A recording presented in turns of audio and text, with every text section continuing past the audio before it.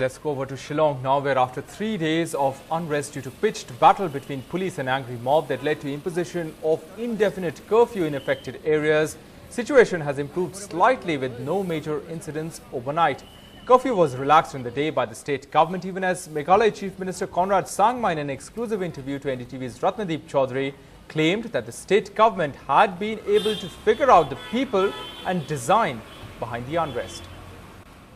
Now we are joined by Meghalaya Chief Minister Conrad Sangma. Conrad, Shillong is known as the abode of cloud. It's a very peaceful place, but for the last 3 days, things have been not good here.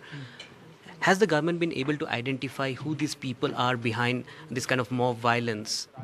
What is the details that you can share with us? See, number one, this has been very much limited to a particular locality, and this has been limited to a particular issue about certain land issue that has been going on for the past 20-30 years.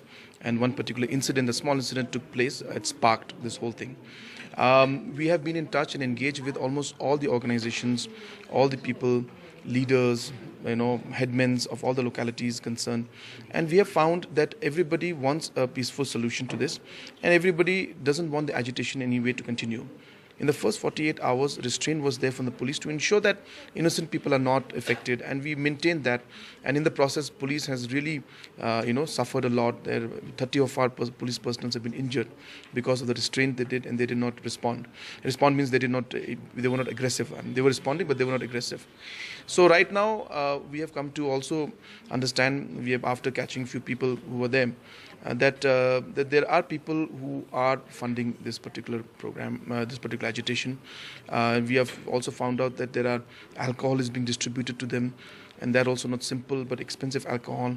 And the police is investigating into the details, and we already have come out with certain leads in this, and very stern action will be taken against the people who are engaged in and indulged in financing this kind of an activity. And in the first first 2 days, which is 48 hours, our police, they maintained restraint. But today, from yesterday onwards, we have told our police that now that we know that these are people who are just coming to cause trouble, that we are going to act accordingly. Now that you have been able to kind of pinpoint in terms of the design behind this trouble, do you think that these troublemongers are stray groups, or has any links to any of the ban organization, or even that for that matter of fact even people with political aspirations? No, I think it will be inappropriate for me to say anything in that line right now. It is too preliminary, though we have got very, very strong leads and very, very strong information and inputs. But I don't think I want to talk about that right now. But we know for a fact this is happening, and I think the people should know that this is what the kind of activity that's going on, because of which this has been going on for the past 3-4 days. Because the issue as such has already been discussed. We have addressed it. We have talked to the people. We have taken very concrete action about it, and we have told the people that the pending issues that are there, we're going to sit together. So in spite of all the commitments and assurances, why this continues is what was bothering us, and then we found out that this is what's happening. So therefore, I don't want to take names, but or any organization or anything like that, but I can tell you it's happening, and we will get down to the root of this. Also, that there is a sense that people are getting that in the 80s. Shillong has seen some very horrific movement in terms of the insider versus outsider divide, and then for the last 20-25 years it's been quite so.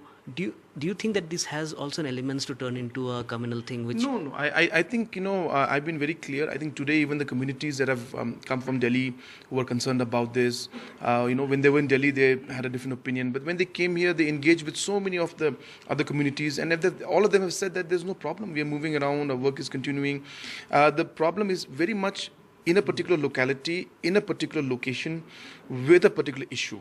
And that issue just happens to be that there are two communities involved in that issue, but it's not a communal thing. It's regarding that issue that is there, and because of that issue, many small stray incidents took place in the past, years, which has just built up, and that's what it is. So it's not at all a communal thing. I appeal to even the media that we should not give it a communal color at all.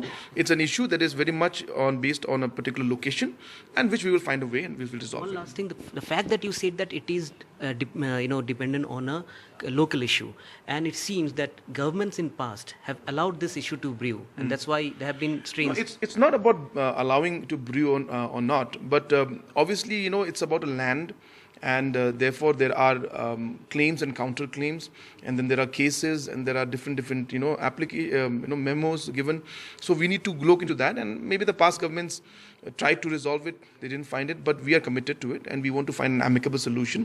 We want to ensure that everybody is taken on board, and we find a way forward in this. Thanks a lot for speaking to us.